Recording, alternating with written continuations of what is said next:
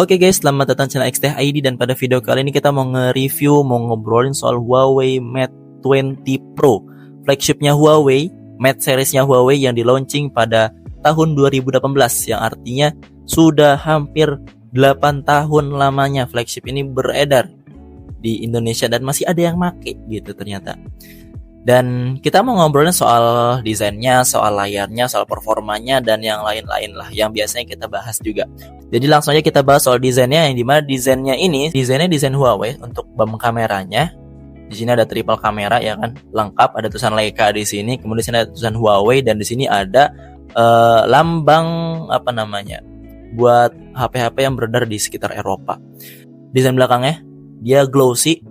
Dan teman-teman udah tahu saya kurang suka sama desain glossy yang dimana dia gampang nyeplak sidik jari. Ini tangan saya basah begini aja dia kotor tuh kotor, glossy kan ya. Jadi untuk desain belakangnya saya agak kurang serak, terutama bagian backdoornya. Dan backdoornya ini dilindungi sama Gorilla Glass 5 ya. Kemudian setelah di sini dia nge-curve di kedua sisi, kanan dan kiri dia nge-curve, di atas sama bawah nggak terlalu. Kemudian di bagian pinggiran dia pakai metal. Dan di bagian depan di sini dia ada 2 garis antena, ada infrared blaster, ada port USB-C yang dimana ternyata di sini di dalamnya ada speaker juga, nanti saya bahas. Ada mikrofon, ada SIM tray yang dia tuh bisa nampung 2 nano SIM, dan ada kartu NM atau kartu memorinya khas Huawei. Kemudian di bagian depan ada layar 6,39 inci atau 6,4 inci yang akan kita bahas sekarang. Layarnya ini yang bikin saya nyaman sih pakai HP ini sih, lumayan nyaman, nggak senyaman Xperia 5 memang yang 6,1 inci aspek rasio 21:9 ini.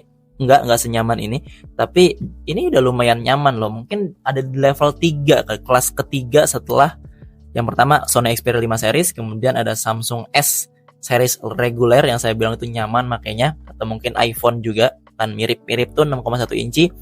Dan setelahnya mungkin ada HP ini, mungkin aspek rasio mungkin segini yang ya di atas 6,3 inci lah mungkin ya. Ini nyaman sih, lumayan nyaman makanya. Dan buat navigasi tangan tuh enak dari sini.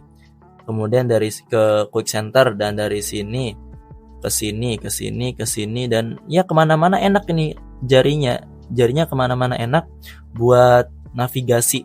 Kemudian buat kualitas layarnya juga, dia itu layarnya udah OLED HDR10. Kemudian ukurannya tadi 6,4 inci, 6,39 inci, resolusinya 1440 kali 3120 pixel. Dan perlindungannya sama Corning Gorilla Glass 5 juga, sama kayak di kaca belakangnya. Yang dimana buat hasil warnanya sendiri atau kualitas warna dari layar Huawei Mate 20 Pro ini sendiri itu sampai sekarang di saat ini tuh masih nyaman banget buat kita lihat gitu. Buat kita buat kita nikmatin hasil kualitas warnanya baik di konten Instagram, Facebook, atau mungkin di konten YouTube gitu. Ini masih bisa dinikmatin lah. Layarnya juga udah support HDR10 di YouTube. Jadi udah lumayan, udah bagus. Kemudian dari layar kita pindah ke speaker, yang dimana speakernya stereo di sini, di bagian atas sini di earpiece, sama di sini di bawah. Tapi saya pikir di sini awalnya, karena di sini nggak ada speaker nih, nggak ada lubang speaker sama sekali, nggak kayak gini gitu lah, nggak kayak Xperia gitu. Atau yang lain juga pasti ada di bawah. Nah, ini nggak ada. Jadi saya pikirnya dari sini kan. Ternyata di sini gitu, dari sini. Dari lubang sini keluar suaranya. Jadi dari sini dan dari sini suaranya keluar. Jadi dia stereo speaker, dan di GSM Arena juga dia ketulis kalau dia ini stereo speaker. Buat speaker ya teman-teman bisa langsung dengerin aja di sini untuk nilai sendiri.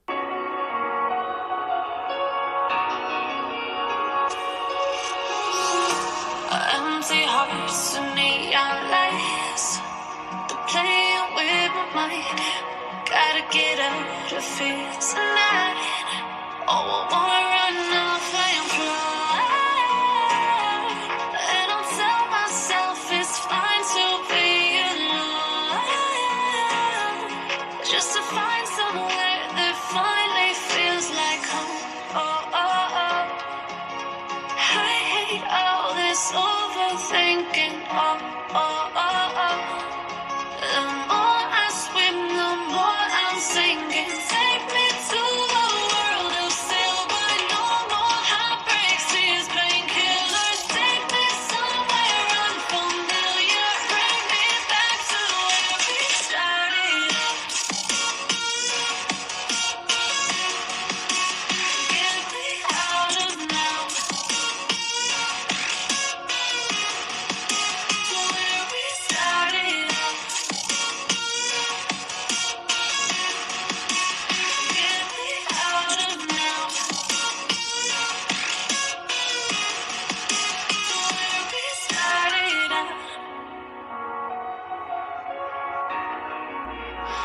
Nah, itu tadi buat kualitas speaker dari Huawei Mate 20 Pro. Kemudian biar nggak ketinggalan juga, kita mau bahas soal security-nya yang dimana dia itu ada face unlock begini dan lumayan cepet tuh ya tuh. Saya kan mukanya di sini nih, pas di belakang kamera sini di sampingnya. Nah, itu buat bukanya langsung lumayan cepet, walaupun dia nggak ada yang kayak Face ID-nya Apple ya, karena kalau misalnya pakai masker atau ditutup mulutnya aja itu udah nggak bisa ngebaca lagi. Tapi di sini udah lumayan cepet, dan buat sensor fingerprintnya juga enak dia, nggak di bawah banget kayak HP Cina sekarang yang pakai optical, nggak di sini gitu kan, tapi di sini nggak kayak di Huawei Nova 13 Pro si daily driver saya juga, dia kan di bawah sini nih. Nah, sedangkan di ini si Mate 20 Pro ini di sini, jadi nyaman gitu, enak gitu buat buka-bukanya, dan kualitasnya juga bagus, kualitas baca fingerprintnya ya. Kemudian setelah itu kita mau ngobrolin soal performanya sedikit aja. Dia itu pakai Kirin 980, fabrikasinya 7 nanometer. Yang hasil Antutunya kalau misalnya versi 8 di GSM Arena itu di 300 ribuan. Artinya kalau misalnya di versi 11 itu segini hasilnya setelah saya tes. Di 400-500 ribuan. Artinya ya itu sekitar performa kalau di zaman sekarang itu mirip sama G99, G100 sama Snapdragon 845 kalau misalkan nyari yang segenerasi sama dia. Kayak di Snapdragon 845 itu kan sekitar segitu juga tuh di Poco F1 yang kemarin kita unboxing, yang dulu kita unboxing. Nah, ini juga segini, ya sekitar segitu, jadinya ya performanya masih sangat layak banget lah untuk harga yang kita dapat sekarang di 2 jutaan. Bahkan ada yang dijual di bawah 2 juta itu.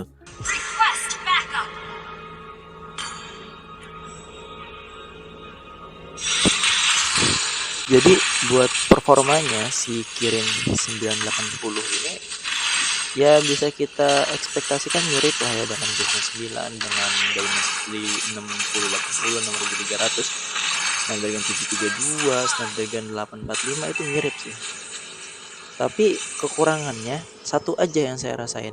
Ini di Mobile Legends, walaupun settingan rata kanan, tapi resource-nya itu belum kedownload semua gitu kayak teman-teman di sini. Tekstur dari cetanya tuh belum sempurna lah gitu, belum kedownload sempurna. Dan dengan kondisi begini, HP-nya panas, HP panas, dan di main satu match begini doang dia udah berkurang 10%, jadi boros sih. Dan by the way ini tim saya kalah ya, jadi beban deh. Kemudian setelah performa tadi sekilas aja performanya, kita langsung masuk ke bagian terakhir. Ya, karena sebelumnya. Oke, sebelum ke bagian terakhir, kita mau masuk ke OS-nya dulu, yang dimana dia itu pakai MIUI 12, Android-nya 12. Ya, HP Huawei itu sampai ke Mate atau P gitu terakhir, Mate 30 apa P30 gitu, dia masih berbasis Android, dan Android-nya itu mentok di Android 12 aja. Yang lain kan bisa sampai terus. Nah, si Huawei Mate 20 Pro ini mentok di Android 12 di MIUI 12. Jadi karena dia masih Android dan masih belum ada potongan-potongan dari Amerika, masih belum ada batasan-batasannya. Ini sama kayak HP Android yang lain lah gitu. Masih ada Google Play Store, kita bisa login email di sini gitu tanpa ada aplikasi Gbox ya, nggak ada Gbox di sini. Nggak ada Gbox tuh. Nggak ada aplikasi third party yang biasa saya pakai di Huawei Nova saya.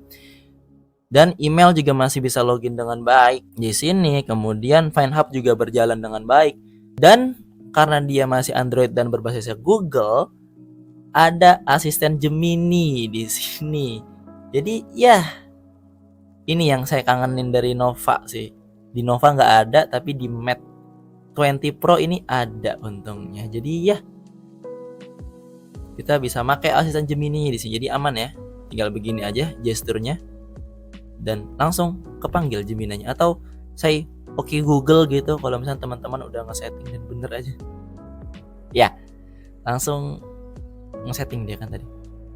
Oke, tadi itu soal OS-nya sedikit. sebelum kita ke pembahasan terakhir, itu kameranya, yang dimana interface dari OS ini masih sama, dan interface kameranya ini yang agak lumayan beda gitu. Di sini kan kalau di Nova 30 Pro itu kan ada resolusinya ya di sini. Cuman di sini harus masuk ke settingan dulu baru bisa kita setting gitu, bisa kita atur resolusi dan frame rate-nya, FPS-nya. Jadi dia videonya buat kamera si Huawei ini bisa sampai 4K 30 fps dan bisa 1080p 60 fps. Yang dimana buat hasil videonya kurang lebih hasilnya begini, teman-teman bisa lihat. Sekalian kita komentarin sedikit. Dia buat gonta-ganti lensa bisa di 1080p 60. Ini 1080p 60 nih. Dari satu kali ke ultrawide digeser, nah begitu. Cuman kalau di 60 fps stabilisasi ultrawide-nya gimana ya? Teman-teman bisa nilai sendiri deh. Ini saya jalannya lumayan agak cepat ya. Ya jogging lah.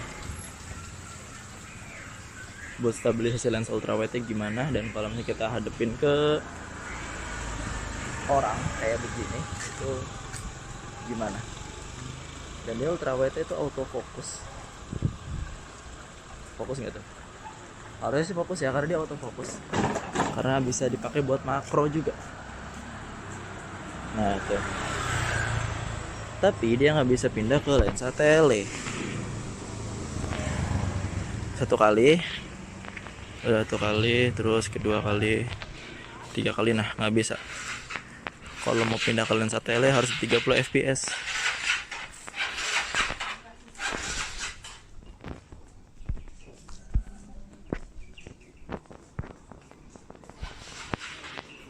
Begini.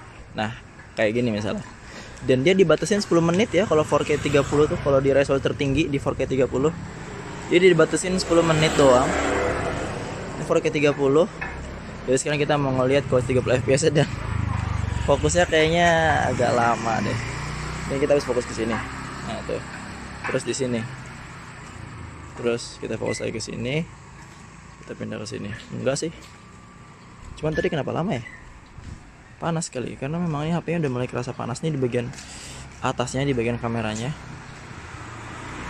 Dan dia bisa gonta-ganti lensa kalau di 30 fps, baik Full HD 1080 atau 4K 30. Intinya selagi di 30 fps dia bisa gonta-ganti lensa ke ultrawide, bam, begitu. Dan kerasa. Nah di sini ada frame drop nih tadi tuh.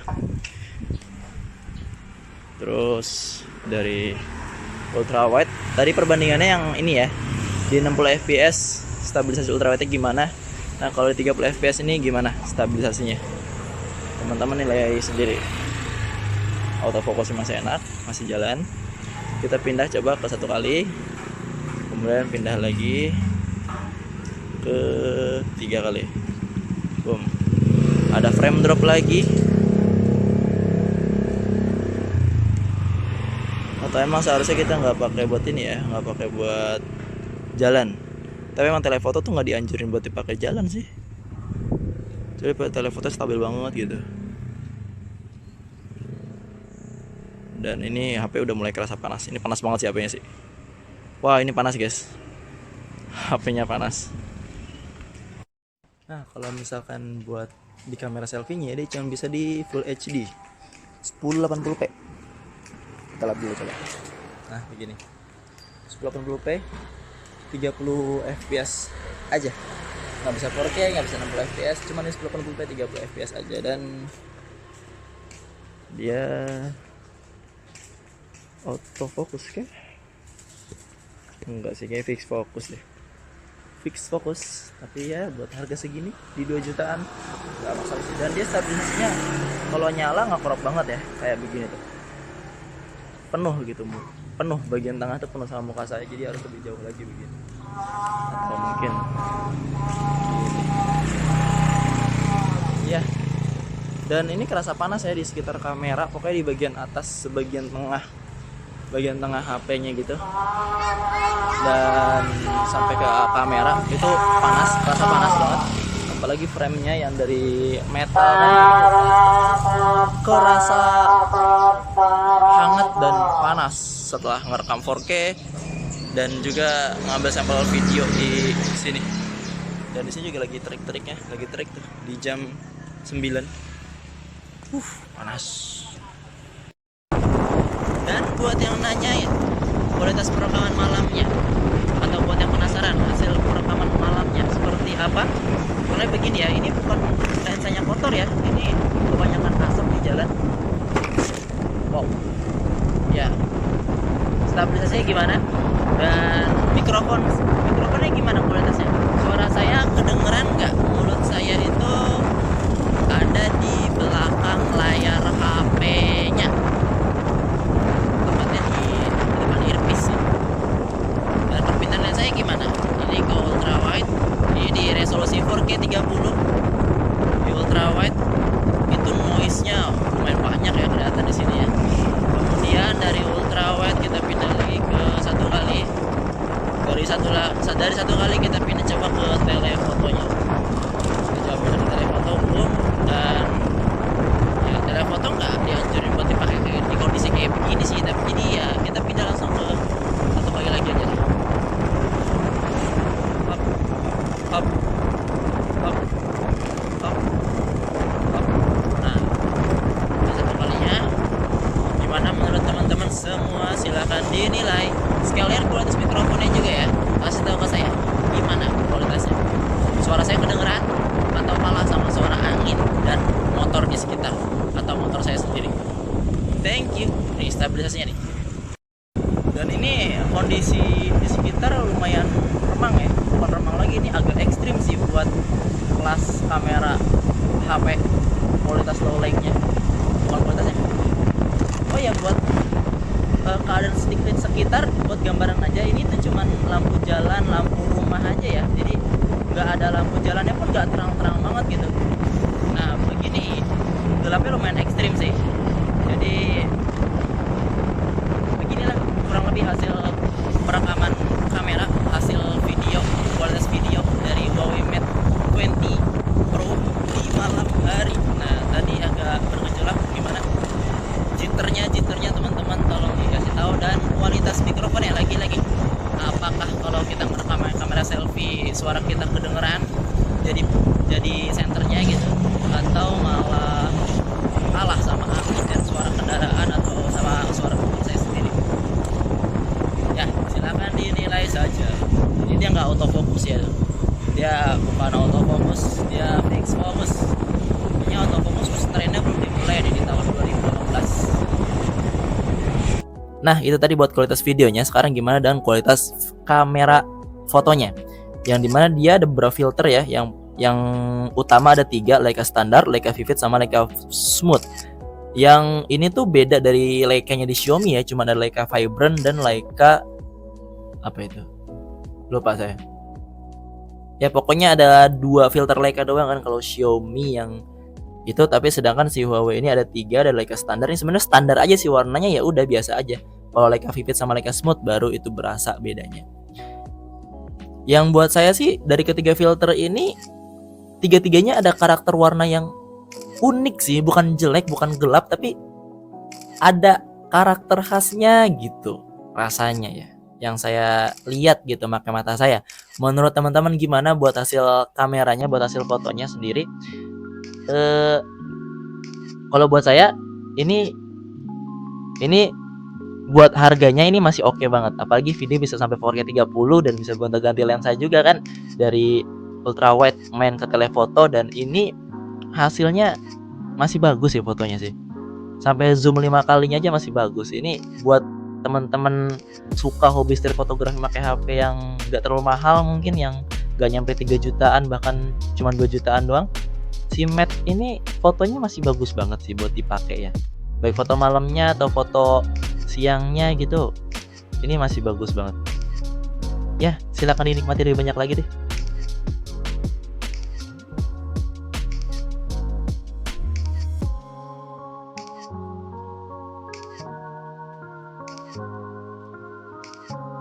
Oh ya, saya bilang bagus banget ini bukan bagus banget yang ngalahin ininya ya, bahkan ngalahin Nova saya enggak. Tapi bagus banget itu buat harga yang dikasih sekarang di 2 jutaan kecil gitu. Ini buat harga 2 jutaan kecil ini bagus hasil fotonya. Dari wide, telefoto, ultra wide juga bagus semua. Oh ya, telefotonya itu dia optical zoomnya 3 kali ya.